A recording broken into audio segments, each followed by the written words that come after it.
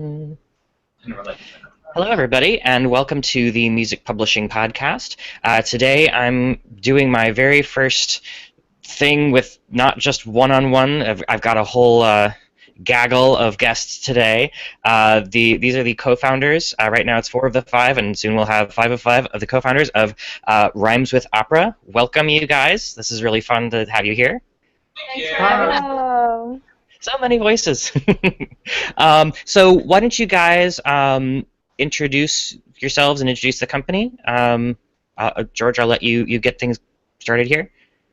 Sure. My name is George Lamb. I'm one of the co-artistic directors of Rhymes with Opera, and let me just tell you a little bit about the company itself. Yeah. We were founded in 2007 with 2 composers, myself and Ruby Fulton, and also 3 singers, Robert Maril, Elisabeth Halliday, and Bonnie Lander. All 5 of us, we went to the Peabody Conservatory at some point in time. Some of us overlapped with each other, and we founded this company. Really, our mission is to create an ensemble of artists, including singers and instrumentalists, who are going to commission and produce new operas. And we commission and produce new operas, especially for this group of artists. And we do that currently in New York City. Nice. And that's what we do. And just a brief bit about me: I'm a composer. I'm based in New York, and I'm also I teach at York College, CUNY. Nice, nice. Who's next? We'll go. Okay. Go ahead. I'll go. Hi, I'm Elisabeth Halliday. I'm a soprano, one of the co-founders with Rhymes with Opera. I've been involved since the beginning, and as well as being one of the singers with the ensemble, I do a lot of the administrative work when I'm not working with Rhymes with Opera and gigging around the city. At this point, I do exclusively contemporary classical vocal repertoire. Yay! My main goal in my professional career is to continue to work with living composers, either to commission music from them that's written specifically for my instrument, or to help them realize music that hasn't yet been performed. Nice. I've been doing that for about 9 years, and it's been a blast. Awesome. Yeah, I'm Robert Maril. I met George when I was at Peabody, when about 2000. When did we meet George? 2005. 4 or 5, yeah. And so we've been friends since then. And I'm a baritone. I went to Peabody for singing. I moved to New York City in about 2006, and since then I've worked mainly with Rhymes with Opera, but also with some small companies here in town. In addition to my work in contemporary art music, I DJ around town for about the last 8 years, and I've DJed just all over the place. And I also work at Mount Sinai Hospital as what's called an IRB analyst. So I'm a regulatory specialist in clinical subjects research. I was looking at the microphone just now, like explaining to the microphone what I do. So yeah, I have an extremely varied musical career and day job career. So Nice. Hi, I'm Bonnie Lander. I live in San Diego. I'm a soprano with Rhymes with Opera, and I went to Peabody with Ruby and Elisabeth back in the day, and sort of found my footing in contemporary music performance. And now I'm getting my doctorate at UC San Diego. I moved to San Diego in 2011, which is kind of a long time ago. And since coming here, I've gotten involved in creative practice and composition, and actually I'm writing a piece for Rhymes with Opera this spring, doing improvisation opera. Cool, cool. That's all we have right now. Ruby is looking for a better Wi-Fi connection, so she will hopefully join us soon. So, so guys, why don't you tell everyone a little bit about like how you operate as a company, just sort of the things that the sort of projects that you try to foster, and the ensemble that you work with, and all that sort of stuff. Sort of a stuff. That's a great phrase. Sort of thing. That sort of stuff. Let's just, it's Saturday. I'm a little hungover. Last time it was Wednesday, and I was a little hungover. So there's a little bit of a theme here.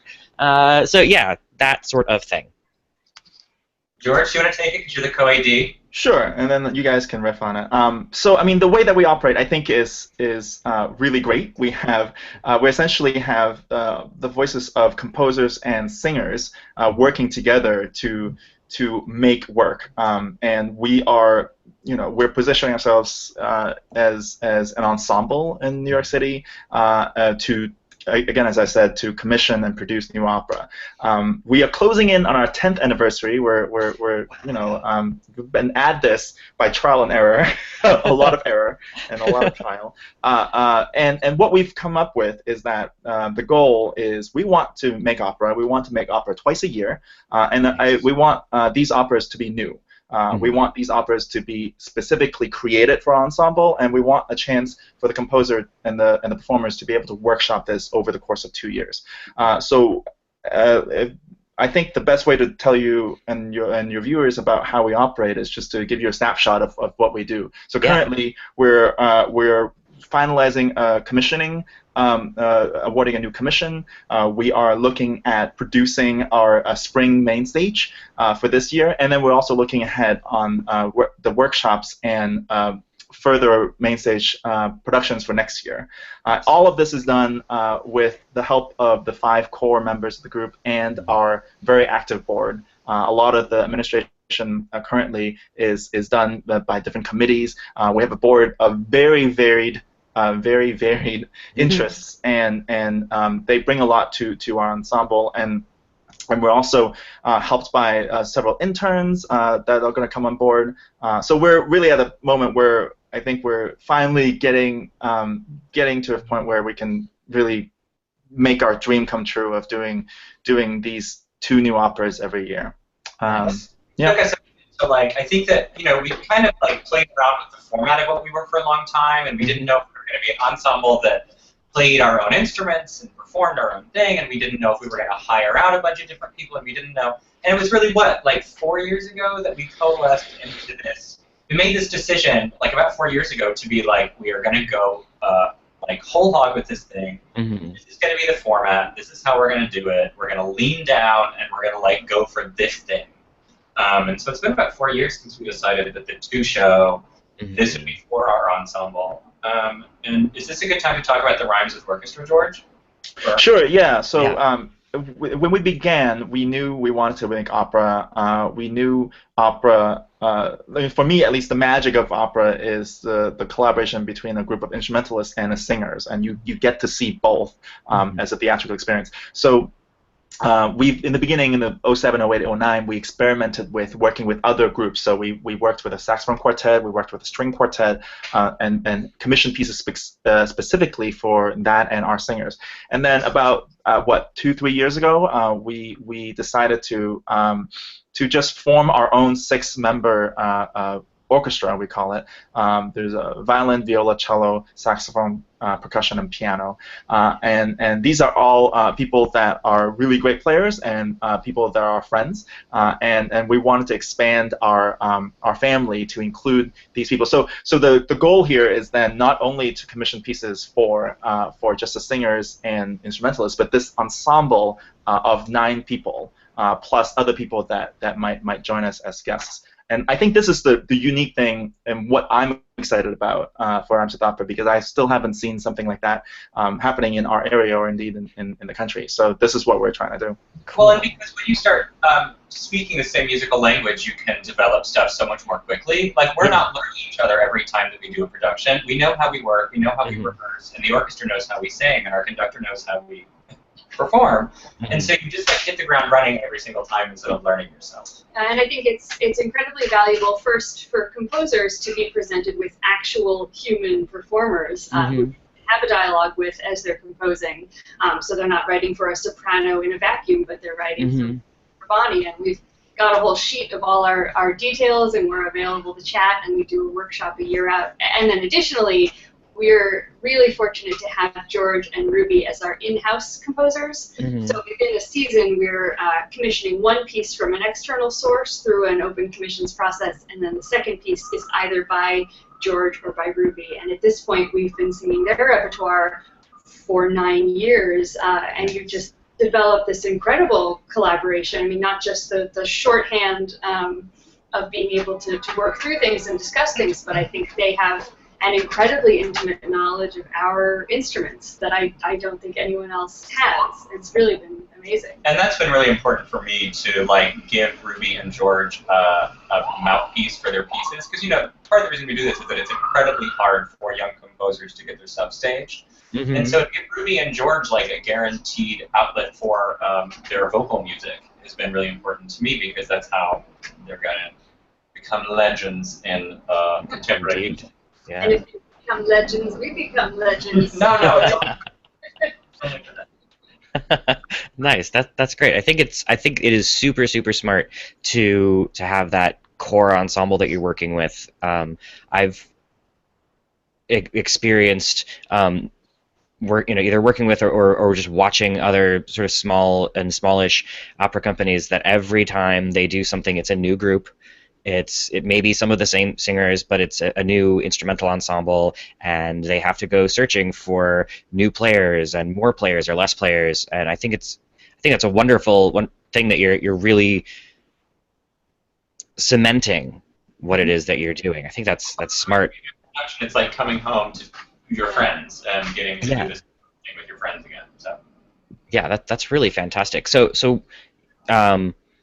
you said leading up to this, you worked with some specific ensembles, or you formed specific ensembles, and then finally settled on this. Well, in our early years, we did a lot more traveling, less staging, more traveling.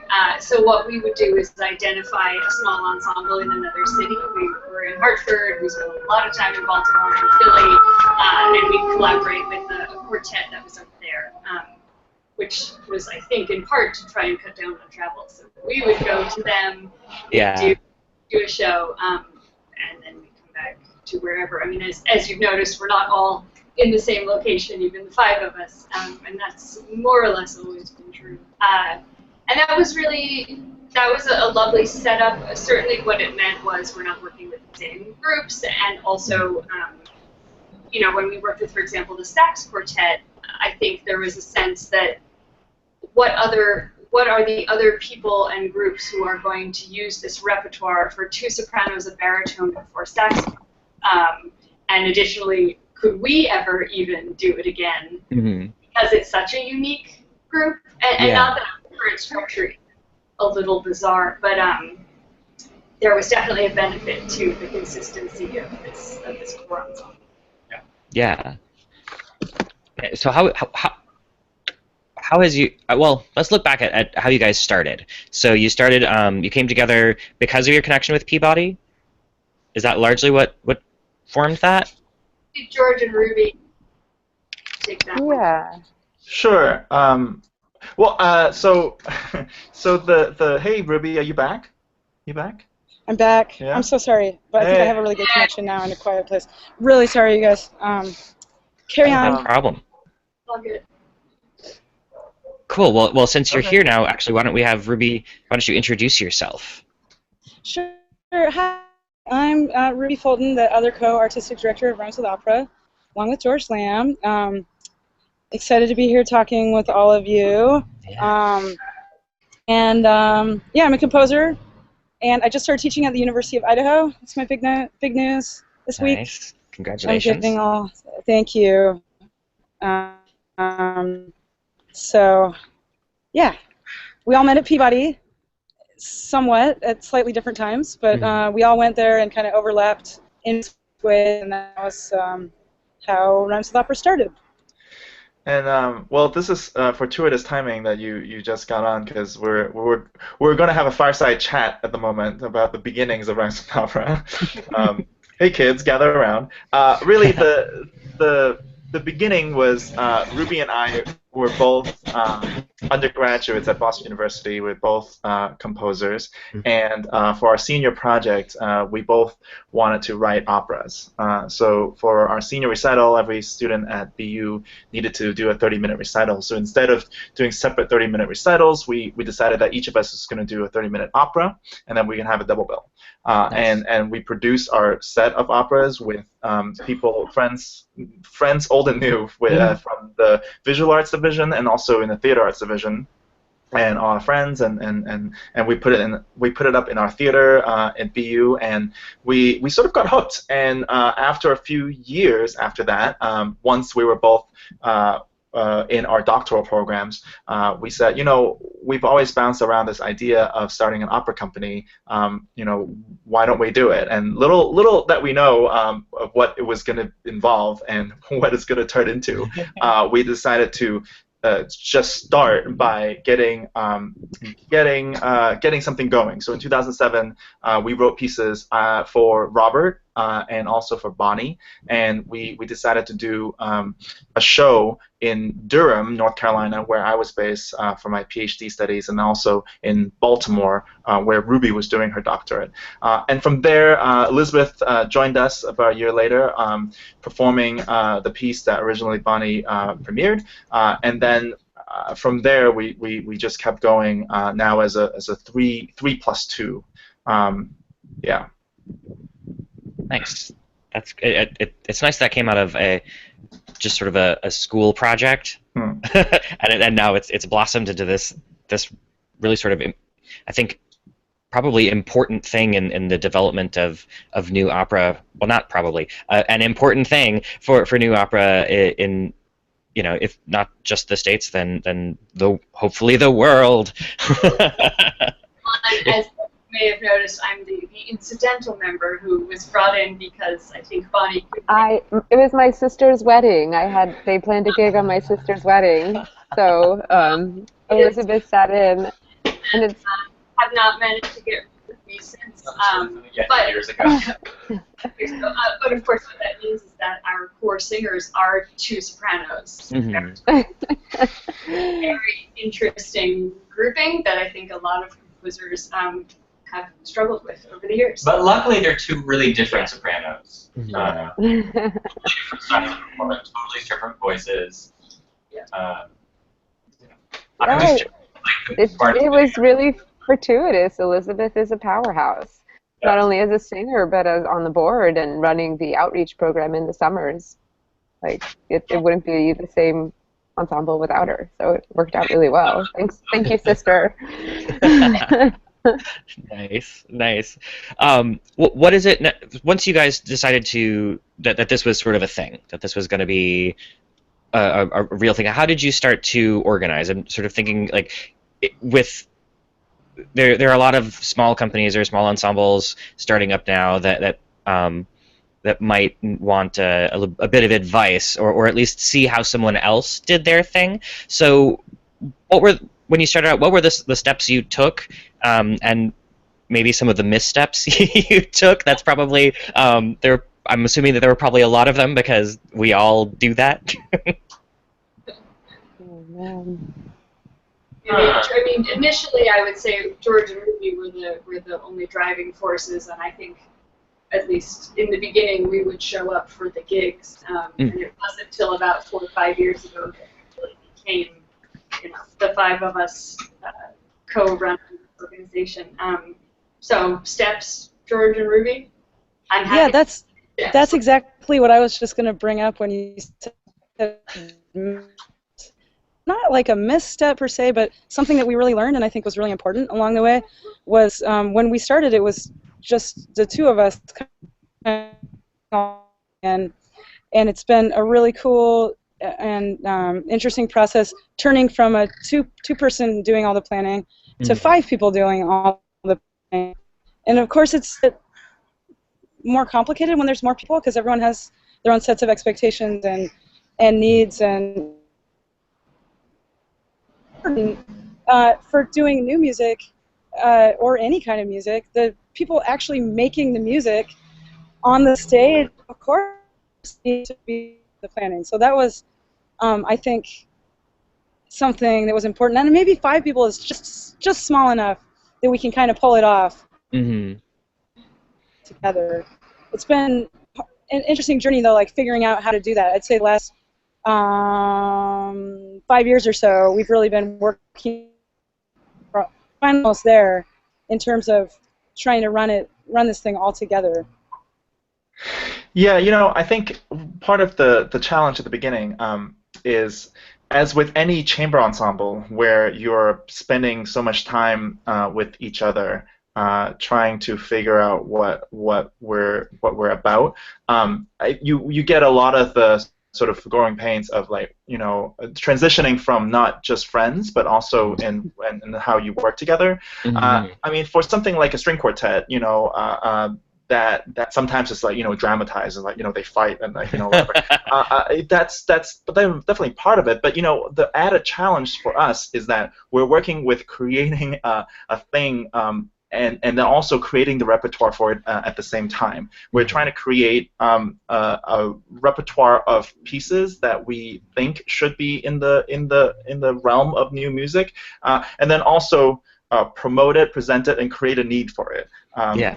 to help sustain ourselves. So it's not, we don't have the Haydns and Beethovens and Mozarts that we can just program, and sprinkle in a Xenakis here and there to satisfy the grant.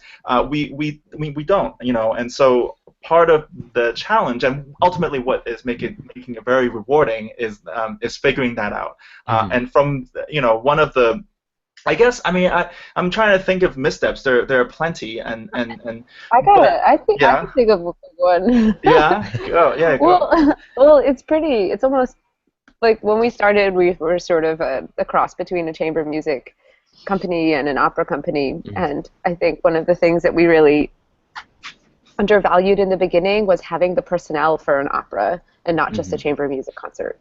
And I think it took a couple of years before we realized that we really do need a stage manager. We really do need someone to do sets and props and lighting, and to take care of that. Because when you're starting out and your budget is so small, everybody wants, all hands on deck. Everybody's doing everything, which I think for us was sort of exhausting, and everyone would feel sort of burnt out at the end of it. Like, I did all this work, and it was like everyone was equally tired. And I think now it's over. Now it's over. So the need to, like, increase now the what budget, I do?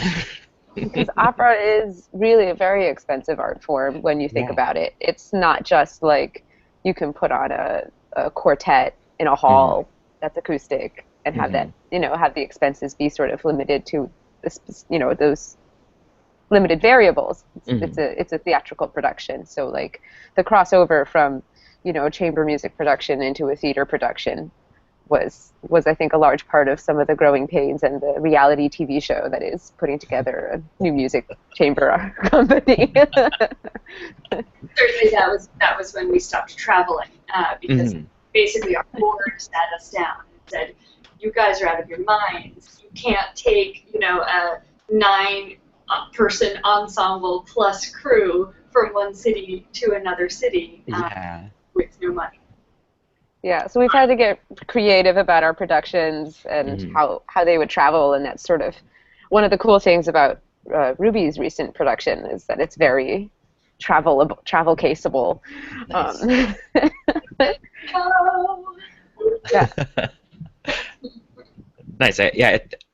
It's smart that you guys took. Well, it's smart that your board sat you down and kind of said, "Hey, guys." But also, I think one thing that a lot of small companies might not, or ensembles that are trying to do something similar to what you're doing, is they don't take stock like that. It's barrel ahead, and I know some companies, and one that I think is in the process of shutting down, because they wanted to do everything. They wanted to do the chamber concerts. They wanted they want to do all the things. We all want to do all the things, but I think what you guys have probably learned over the years, and what I think is making you as successful as you guys are, and as you're will make you more successful, is you've figured out your niche. You figured out the thing that you do, and I think that's super, super smart. Well, and also we've asked people who are really good at what they do to do for us what they do really well. Like Scott Schneider, our board treasurer, like he went to college with me. He's one of my dear friends, and he was a music business major who is a director of, I won't say his job, but he's got a really fancy music business job, and he's our board treasurer. Nice. It's things like that, and so we got better at turning over, I won't say outsourcing because it's all still such a small group of people. Mm-hmm. We got better at turning over to somebody else what somebody else could do way better than we could do. Yes, I think that's important. It's something that I'm thinking about just in terms of being a composer right now. Like, what is it that I can give to somebody else that I might have to pay for it, or maybe they'll do me a favor, or going to be a barter thing. But the things that I shouldn't be doing, the things that someone else can do so much better, that's been on my mind lately. And Faster, right? It's Right. not even just better. Faster, yeah. This tiny little thing, and for us, it's like we spent 3 months trying to balance the budget or whatever, and then someone shows up and is like, "Phew." Yeah. It's it's like putting together a website. You can hire someone to do it, or you can spend a year learning how to do it and then do it poorly. Just never do it. Or never do it. Yeah, that too. That's super smart. And surrounding yourself by smart people and listening to them and not saying, yeah, we know. Okay, I'm gonna still do my own thing. Yeah. Well, and we're super psyched to be bringing on our first ever general manager in about a week and a half, which I think for us will be really great. First of all, it's just lovely to be able to say that we have one. I think that just that in and of itself makes us feel a lot more legitimate and professional, which we are, but it's a nice thing to have outward facing.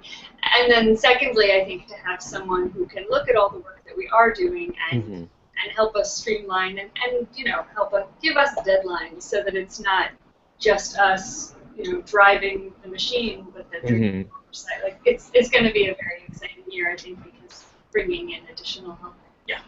Yeah, totally. And what is it you think that's allowed you to get to this point?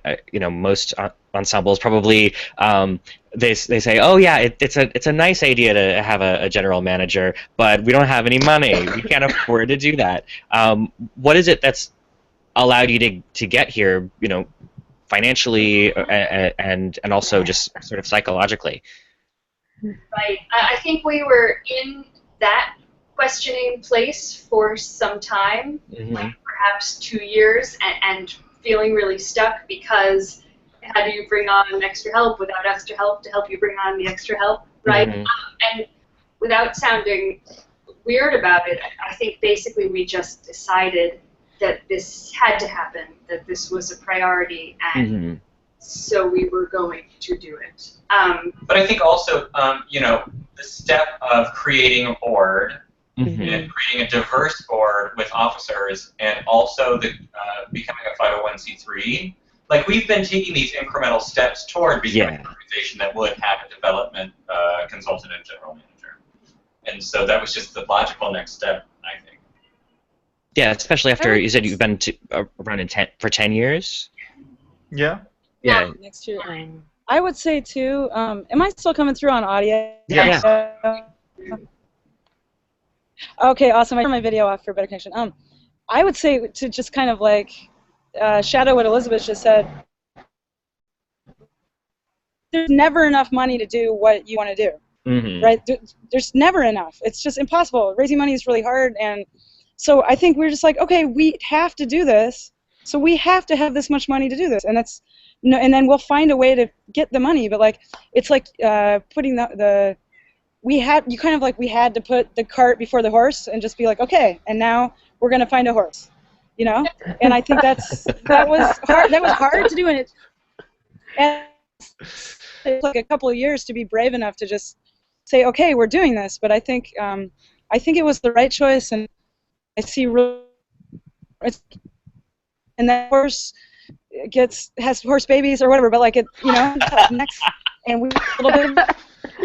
And just say we're just gonna find this kind of thing. I love that analogy, Ruby, because it's also kind of how we've grown our productions and how we have made our productions in the last few years look a lot more stunning and slick and professional. And you just declare that you're going to do it. You set a budget for it. You fundraise to that budget, and then you hire people that can do it. And that never occurred to me. You could do that. I mean, clearly we had been working towards, I think a goal was 4 performances of one piece in New York City and actually selling tickets for those. And I think for us, that was a really scary idea. We had started with 1 performance in New York, we had grown to 2, but then for George's piece last season, the Dolly Parton opera Heartbreak Express, we just decided we are going to do 4 performances, and we think that this will be successful. And fortunately, we sold it out, man. Yep, I was there. I was there. Yeah. So, right, a lot of it is these leaps of faith, which are terrifying, and sometimes don't work out. Right. Speaking of leaps of faith, opera, since I see Bonnie on the screen. Oh no, she said leap of faith, and I thought the same thing. I was Bonnie, tell us a little bit about what we'll be doing in the spring. Yeah. Yeah. So, well, moving to San Diego, just as a preface, was difficult for me as far as like staying close with the ensemble. Obviously, like our budget is small, and now we have to like have travel funds that are like airfare. It just seemed so dominating.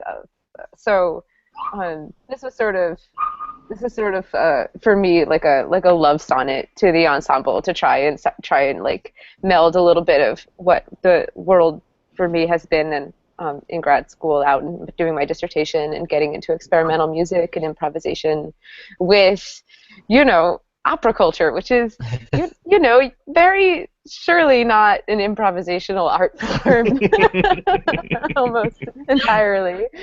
So what we're doing right now is developing material and structures for like a 45-minute theatrical piece that has to do a little bit with this modern idea of being isolated yet surrounded by people all at the same time. So Robert, Elisabeth, and I are going to be tapping into some improvisational ability that we have and are developing to have in order to create in order to create a piece that is 1 part improv opera for non-improvising opera singers, 1 part my dissertation, and 3rd part, compelling dramatic work for 3 singers and an ensemble that really, works to capture how do you cope with feeling isolated, needing to reach out, and being threatened by actually feeling intimidated about what if you do make that connection, and what if you do reach out and then the world you've built for yourself gets destabilized. Nice. Well, I would add, as an ensemble, we've always been really interested in the idea of what is opera. And I know we've done a number of pieces where audience members have said, that was really great, I don't think that was an opera. And we're like, interesting, let's chat. It rhymes with opera. And I think Bonnie's piece is a perfect example of that, where I think we all internally are like, here we go doing an improvisational opera, and I can just see the outside skeptics saying, oh fine, but that's not an opera, and we're excited about it. It just doesn't seem like that far a leap to me. Yeah. Like, and we've talked about the fact that like we've done, like Elisabeth said, we've done things that were like really bleeding edge. We did a trail opera where it was like an installation opera where we walked people around a trail and had music installations that they encountered on the trail. We've done stage stuff. We've done whatever. An opera in a made-up language. Right. And so this, Puppets. Right. How is this any less an opera than anything else we've done? And I don't think that it is, but it'll be a fun chat, I think, to have with you. It'll be real avant-garde. It'll be real new. I'm excited. I mean, I have to be honest to say that, like, at this moment in our ensemble, where we have had this great exposure on the cover of Opera News, which I saw the first time believing out loud, I love that we are embarking on a season where we are doing some of our most challenging rep.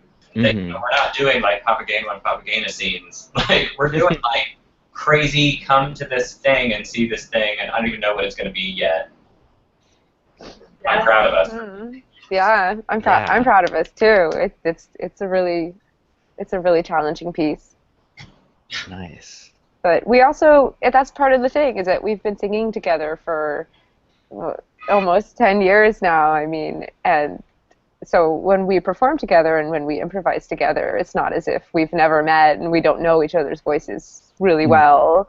We can put this together with full faith of the chemistry that we've already established. And there's an explicit trust between the three of us that we'll take risks with each other. Right.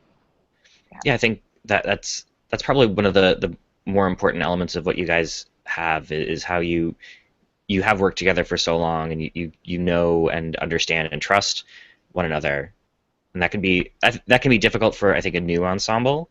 There's that, not just the learning curve of doing new rap or like really like absolutely like didn't exist before new rap, but also learning each other, learning how to operate together as performers and as business partners. Yeah, absolutely. Right. Definitely. So I want to circle back just a little bit, and I kind of want to ask, how do you guys do your fundraising? I'm just thinking like super practical right now. Yeah, I mean we are in an interesting position. We originally incorporated in Maryland because we were jointly Baltimore and New York based. Mm-hmm. Now going through the tedious process of reincorporating in New York, and what that has meant over the past 2 years is just that our income is based entirely on individual donors, the generosity of individual givers, because we aren't eligible for state and city funding. Not to mention the fact that we don't have a paid development staff person. So that is both amazing and also terrifying. So certainly we have this wonderful core of support that I think began with our friends and our family, but at this point has grown to include people who come to all of our performances and who really are dedicated fans and supporters. What we will be doing, again, in just a few weeks is bringing on a development consultant to assess the work that we do internally and hopefully give us some greater tools to do it better going forward, because we do, at least for the foreseeable future, plan to continue the development work just through a development committee, which is made up of members of our board. Nice. Yeah, does that answer that? Yeah, totally. That's fantastic.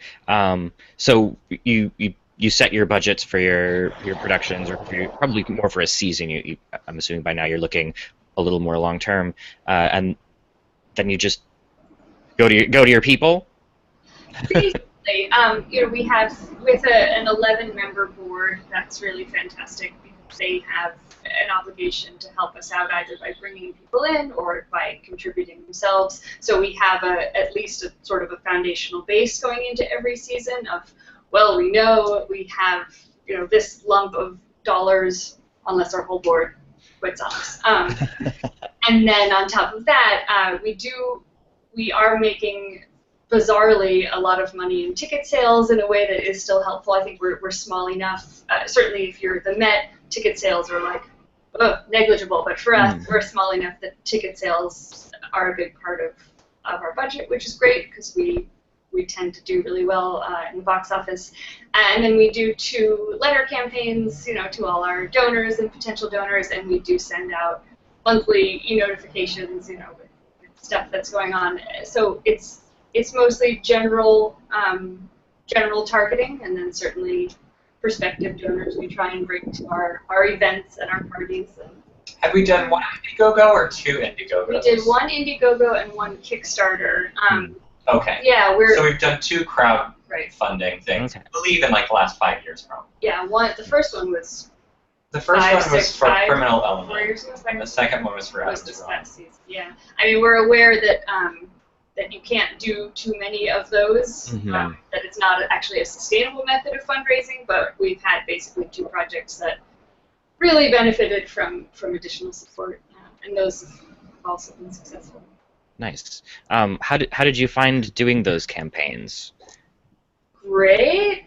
The first one was so long ago, and I think was mostly Ruby George. But most recently, the Indiegogo. Yeah, I mean, they've been really useful, but like Elisabeth said, like, it's really easy. Like, it's really useful because I feel like people who can maybe give $5 or $10 and wouldn't want to give you $5 or $10 on the website, they like feel more comfortable, and it's a way for you to get your fundraising moment in the public eye. But it really exhausts your base really quickly. To be like, we're just doing another Indiegogo to fund another book. So that's why we really shied away from doing it very often. It'll be a long time before we do another Indiegogo. Right. I mean, I think it, Go ahead. I was just going to say the great thing about it is getting a whole bunch of new donors on board, like Robert just said. And then just about fundraising in general, the cultivation and coming back to people the next season, I think, just for maybe for a group who's just getting started, that's huge.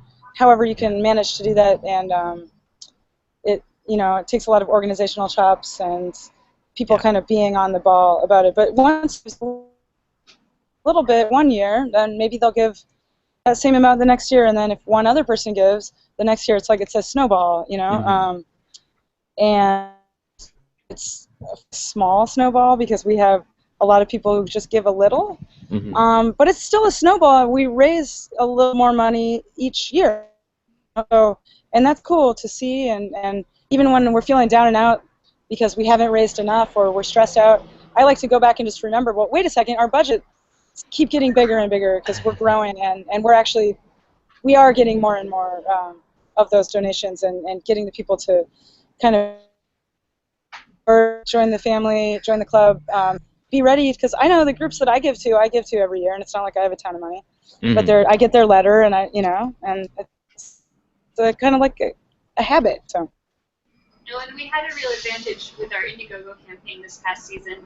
We were raising funds for Ruby's video opera piece called Adam's Run, and part of the video opera was that we're taking it on tour this fall. It's affordable, and we know that we have remote fans, and we thought this would be a great way to come to them. So in advertising the Indiegogo campaign, we were able to reach out to totally new bases and say, we're coming to your city, and if you support us, we'll show up and you'll see the piece. And it was a lot of really new relationships that then hopefully will last. Nice. That's smart. That's pretty cool. Thinking of it in terms of we're going to come to you. We're going to serve you in a way that we typically can't. Great. That's great. So Robert, you mentioned this earlier, and Elisabeth, I know you have a copy there. You were just the front page of Opera News, the most recent edition, correct? It's the most recent for another 3 days. Right. Okay. We can only say we're on the cover of Opera News this month for another 3 days, so I'm saying it's 3 times a day. Nice. Yeah, it was a surprise. We were really surprised. The cover was a surprise. The cover was a surprise. So we're a member of the New York Opera Alliance. Yes. And this man who writes for Opera News, Matthew Sigmund, contacted the New York Opera Alliance and said, name us 3 companies that you think are doing exciting things right now in the field of indie opera. This was an article about indie opera. And so I went and did the interview at National Opera Center, which is where we do a lot of our rehearsals, and so it was just like, going to our old place. And it was like a cool interview, and then they emailed us saying, we'd like to set up a photo shoot. We were like, okay, and the only time that all of us could do it, unfortunately Bonnie couldn't be there because she's in San Diego, but the only time that all of us could do it was like literally 8 in the morning, and so we all met at 8 in the morning. Like a Tuesday or something. Yeah, before work, but it was like professional hair and makeup and the whole thing. It was the coolest. And then we kind of forgot about it because it was like spring. Yeah. And then about a month and a half ago, my friend who works at the Met sent me some Facebook message, and he said, "Oh, by the way, congratulations on your Opera News cover." And we were like, sorry, what? Yeah, he was like, "Send me a picture." And it's been been a crazy whirlwind ever since. I mean, I know personally it's been so interesting because knowing what the article was about in the interview, it would not have occurred to me that it would be a cover story because I work in this field and this all seems very normal. So an article about, hey, there are groups in New York doing interesting new things is like, yeah. But of course, we're so insular, and there are so many opera news readers across the country and the world that have no idea. So it was a really wonderful surprise, and we've kicked it into high gear ever since in terms of planning and expanding, and this is a real boon to that growth, I think. Well, and in that article, we were set up to be kind of highlighted because of the three companies, we're the only one that is an ensemble that commissions its own works. And so we kind of had a different mission statement than the other two. The other two are really great companies that do really great work, but they're doing work that already, they're doing like Carmen, and they're doing some light opera stuff. And they're doing it in really interesting ways. But our ensemble is, I don't want to brag, but I think that we're so unique, and I'm so proud of us for being so unique and being the only ensemble that does what we do, that it just kind of made it easy for us to really highlight what we do in a succinct way in that article. I'm going to show you the other photo because I'm an egotist. And just to say, this article is on the Opera News website. It's called Indies Ascending, and everyone should read it. Yeah, that'll be linked in the show notes. So. Nice, awesome. Well, if I could piggyback off of that just a little bit, since I'm not in the article, I feel inclined to say some more now about I think it says a lot about where opera is right now as an art form in the United States, where a lot of opera houses are leaning towards always doing something more traditional, and they're always trying to get audiences in, and symphonies are doing the same things. And I think what Rhymes with Opera is doing is filling this interesting niche where it's like, if we want this art form to continue growing, then we have to keep building the repertoire and doing new things. And we're sort of filling this interesting place where we're adding to the culture of opera now as it is in really an unusual way, in a very challenging way. And we know it's challenging. That's why we're one of the few companies probably doing it.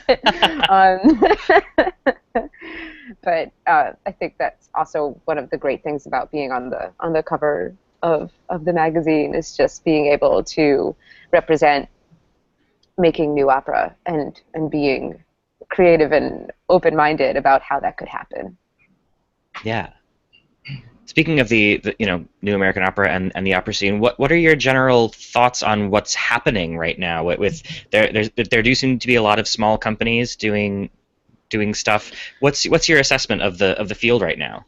I think not just opera. I think for the past few years, the idea has really taken hold of just do it yourself, and this is in stark contrast to I'm a composer, so the people I've studied with, for example, is of a generation where the way to get ahead would be an academic job or a big commission for an orchestra or some sort of recognition from a more prestigious body that really propels you in your work. And I think for the last 10 years or so, I would say, and in my generation, that idea has really been challenged in a lot of ways. It is centered with a lot of people in New York City, of course, but not just. I think it's all across the country and in the world as well, where people are just making. They're just sort of like we're not waiting for the commission. We're not waiting for me to win a competition. We're not waiting for the orchestra to call me. We're just getting 5, 10, 30, 100 people together and just put things on and then figure it out. And I think that sort of upending that model is really important. One of the for example, one of our models, one of our sort of idols, me and Ruby, include groups like Bang on a Can, for example, and I'm sure Ruby can speak on that much more. And for me, Alarm Will Sound, which is a younger group, a chamber orchestra, and these are we're sort of part of that conversation that's happening. And if you just take the temperature right now in New York City, there's 20, 30, 40 groups that are just doing different things. And not just new music, although new music is important because if you don't do it, the idea is that really no one else is going to just hand you commissions from here. So you do it yourself. But in addition, there's so many sort of early music groups, classical music groups, and I think that's been really exciting to be a part of. And to speak specifically about opera, I mean, when Robert mentioned the New York Opera Alliance, which is part of the article, when City Opera folded, there was this general outcry that there was no more opera left in New York other than the Met, and that opera was dying. And a group of about 10 to 15 opera companies in New York were like, hey, wait, and realized that there's perhaps an outreach issue. So they came together to form the New York Opera Alliance, and now, as of this writing, there are more than 40 opera companies represented on the New York Opera Alliance. That's just New York City. And they ran their first festival this past May and June, which we were a part of. So there's just incredible stuff being done, and the volume of work that's being done. And like George said, a lot of it is composer-led and singer-led and instrumentalist-led, and it's huge. I think this article is the beginning of making sure everybody knows about that. Yeah, that's fantastic. Go ahead. Oh, to piggybacking on that a little bit, if you think about just how the world has changed, I've been thinking about that a lot. Being getting into a new semester, teaching younger students, it's crazy how different it is for them than it was for me in 1999 as a college freshman, as a music student. Things are so different. Yeah. And one of the things that's really different, I think, is that you can access any information you want in your hands, right? Yeah. And I say that this mentality and way of thinking of the world also extends into how arts organizations are working. So it's more do-it-yourself. It's more, as an old teacher of mine, Dan Becker, used to say, I think this is a famous old quote, but if you don't like the news, then go out and make some of your own news. This is very much a time when opera groups or music groups or anybody can make their own news. And like George says, not waiting around for someone to come and knock on your door. These new students that I have, they're just, it's totally other. I'm still struggling to even on their train, It's just a very different, it's a paradigm shift. And I think for our generation, it's interesting because we kind of have one foot in those worlds. Like when we grew up and kind of first, at least when we were in high school or just starting college, we were in the old mode, right? And now we're completely in the new mode and kind of trying to find a way with a genre like opera, which is an old genre, which has a lot of older patrons and such a strong and long and amazing history in that old mode, trying to figure out how it can exist in the new mode. It's a fun it's a huge challenge. We're still working on it, but I think that's kind of the challenge. Nice. Yeah, I remember I ran a concert series for a couple of years back in the whenever 2006 to 2010, and performed some of George's music, which was originally written for Robert.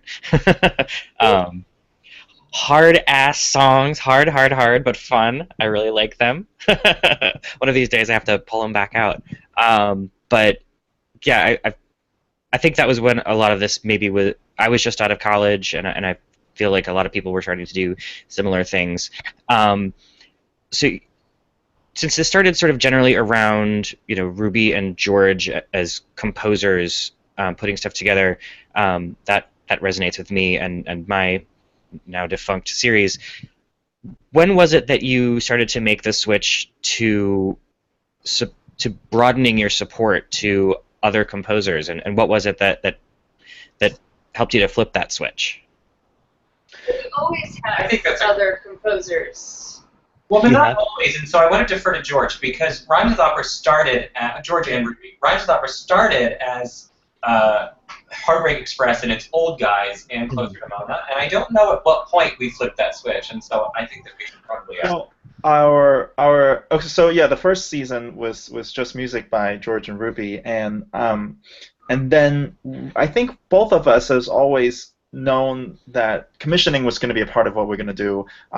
If anything, it's just, we can't write that much music that fast, right? So, and also it's fun to try to work with someone that we know, that we at the beginning that we know, and sort of expand our circles that way. So our first piece that we commissioned was for the second season that we've done in Rhymes with Opera, and it was. Robert, do you not remember? Is that what? Okay, it's you have a glazed look. That was Ruby I and said George. skeleton, but They wrote that. Forgot. It's Book of Gazes. Jenny Olivia Johnson. Oh yeah. Yeah. So I mean, like, and that was sort of a turning point for us too, because that became an evening-long thing we've never done. We started with a concert, kind of a hodgepodge of average 10 to 15-minute pieces, although Close to Mona was a little longer. And then we jumped in the second year where we're like, okay, let's do something different here, and we asked the composer, and she came back with a major piece, and we did our best, and we put it on. And even then, we then started continued to commission. So what about Tom Limbert? I thought that was. Oh yeah. No. Tom Limbert was part of Skeleton. I think the very first thing we did was Book of Gazes. Although I mean, maybe I'm mistaken. But no, maybe that's right. But in any case, I mean, like I think for us, it was really part and parcel of the process from the beginning, and yeah, and then we just kind of keep refining it from there. Cool. So what is it? What's been your experience with commissioning works and performing all of this? How do you find your composers that you work with, and what are some of those experiences like? Well, I'll start, and then maybe you guys can jump into.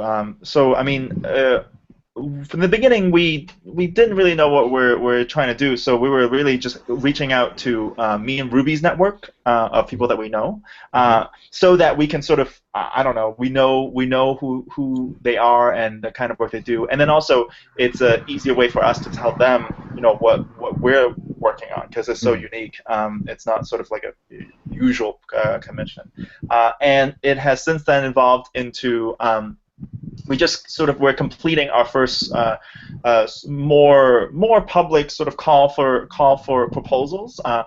We've experimented with different things in terms of asking for proposal of ideas, asking for sort of work samples, and also we experimented with ways of making the decision as a 5-person group. So we experimented with and different ways of discussing and figuring out what's needed. For me, I think part of the turning point was that I wanted to involve. They're coming for us. Sorry. Oh, that's okay. They found me. New York, yay! Sirens. I wanted to involve the singers in particular in trying to because if these are pieces that are written for them. I would like buy-in from the performers themselves, and I think that makes for a more complicated process, of course. But it's also been rewarding. I mean, personally. So that's my take. And I mean, if I can jump in, I think that in the past, in our early years, we would get the music maybe a month before the performance, get together. We used to put it all together in 3 days.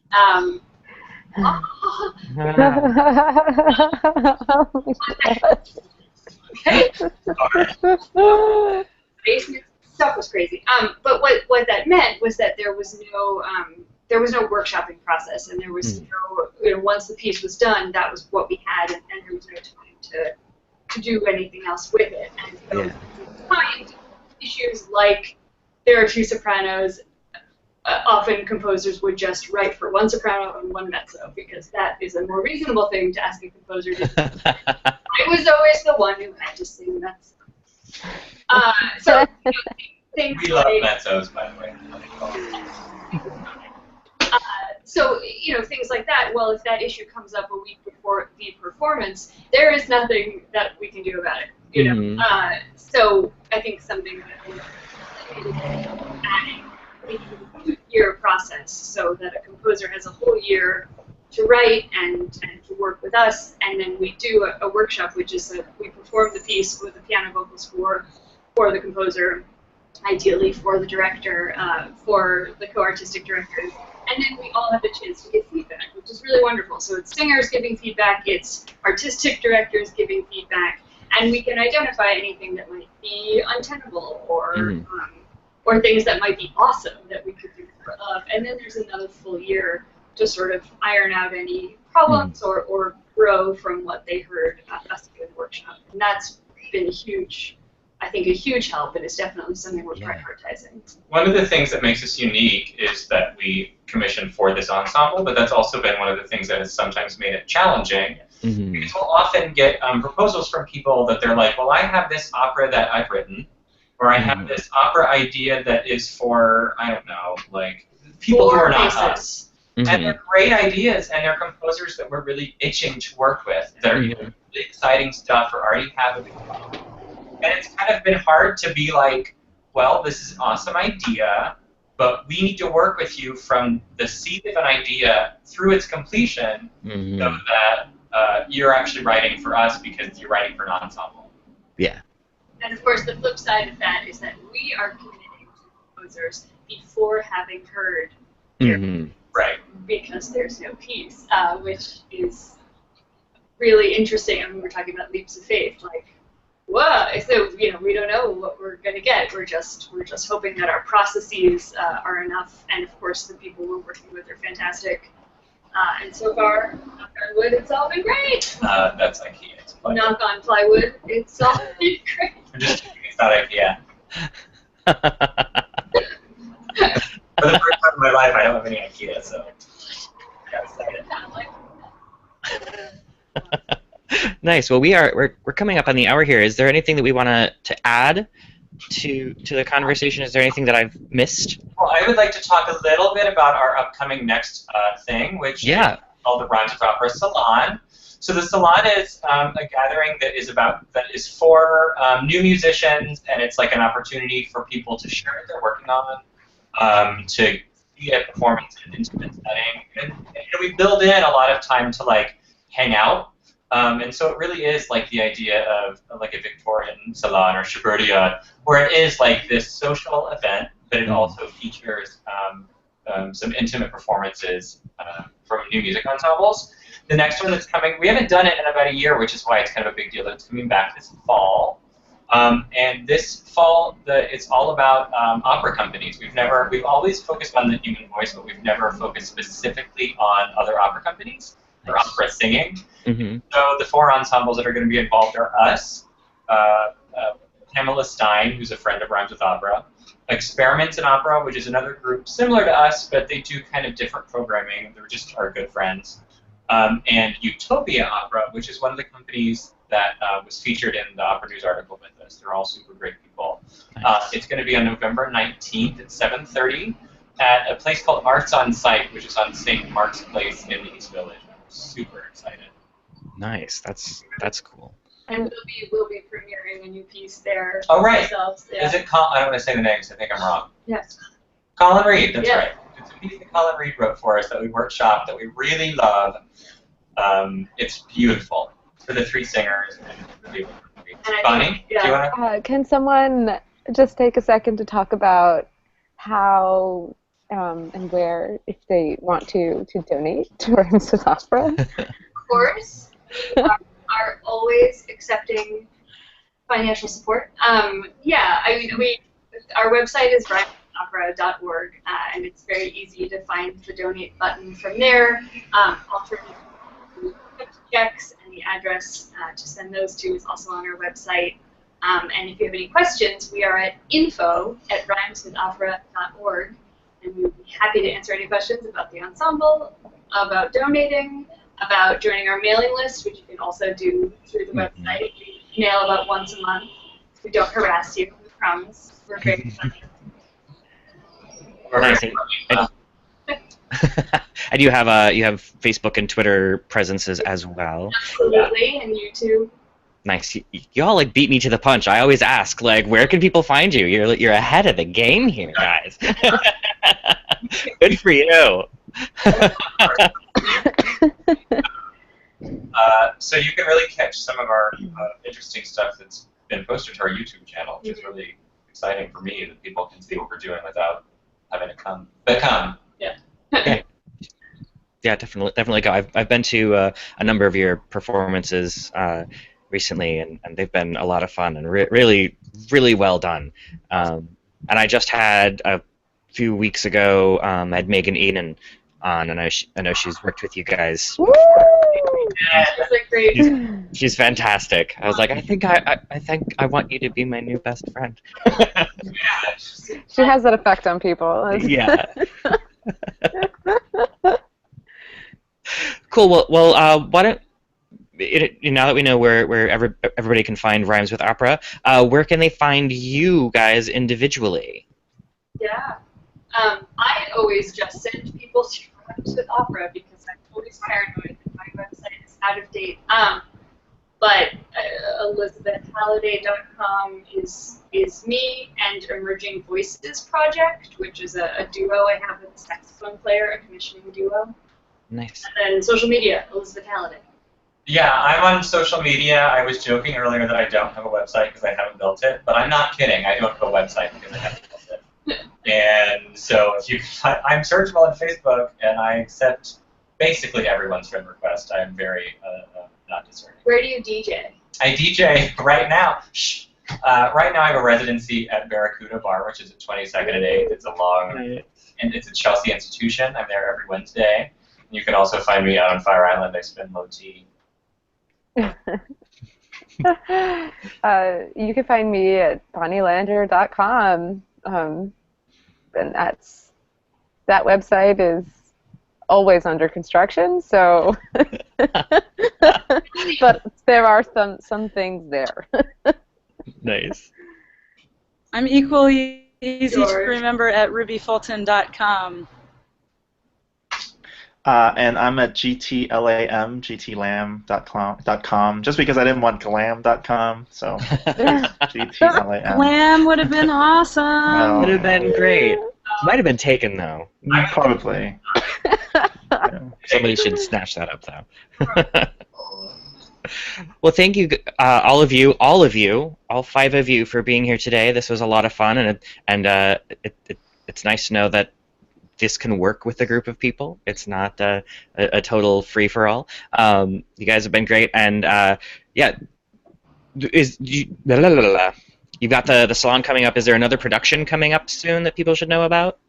The next production will be Bonnie's in May, and the dates for that, who's got them in their brain? It's in the 19th of April, right, in New York City? May. Oh. Well, Right. I should double check that. I'll also say that we're going to have a season celebration on October 1st at the Domena Center. Nice. Saturday, it's going to be from 6 to 8. We wanted to get everyone together to celebrate the Opera News cover and really our most ambitious season ever last season, which was incredibly successful. Then also we'll be doing some previewing of our upcoming season, and we'll be playing parts of Ruby Fulton's video opera, and it's really just a really great piece. Yeah, So May October 19th and 1st. 20th is the Lander Improv Opera. Nice. 19th and 20th. Rhymes with Opera Salon is November 19th. Yep. That's it. And just a tiny bit more about the spring production. It will be premiering in San Diego on April 4th before it goes to New York City in May. So Nice. please, keep an eye out for that. Yeah. Well, people should join the mailing list so they can get that information from you guys and continue to get information from you. So yeah, thanks for being here. Stick around for a minute. We'll go back to the green room. But everyone, thanks for listening today. I know I think we had more live viewers today than ever before. So I should have you guys back more often. And my little call to action this week: if if you've been enjoying the podcast and you've been getting something out of it, if you wherever you find your podcasts and wherever you listen to them, if you can rate or review, that would be wonderful. Honest reviews are always very welcome, and that helps to increase the visibility of the podcast, so I can hopefully, if I'm actually being helpful and not just like doing this like kind of masturbatory thing, then that hopefully I can help some more people that way. So spread the word, rate and review if you like it, and thanks for listening, and I will talk to you next week. Thank you so much. Bye, everybody. Thank you. Thank you. Bye. Thank you.